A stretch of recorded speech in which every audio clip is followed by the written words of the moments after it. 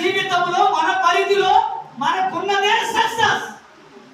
ఇంతకన్నా సక్సెస్ ఏంటండి? నాకు అర్థం కాదు. ఇప్పుడు మనం బ్రతుకుతున్నామే, ఈ బ్రతికే ఒక సక్సెస్.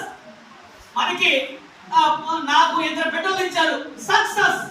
దేవుడు ఎంతో కృపనిచ్చాడు, ఆయనకి థ్యాంక్స్, ఇది ఒక సక్సెస్.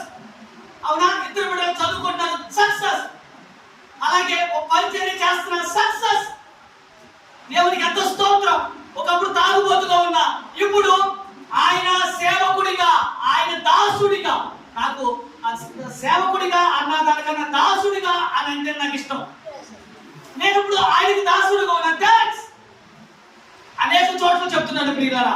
మొదటి మాట, ఈ స్థితిలో ఉన్నాను అని అంటే ఆయన పెట్టినటువంటి భిక్ష, ఆయన చూపించినటువంటి కృప. ఎందుకంటే అటించటే చనిపోయేటటువంటి వాడిని మరి ఇక్కడ ఇప్పుడు బ్రతికి ఉన్నారంటే ఆయన కృప, అది థ్యాంక్స్.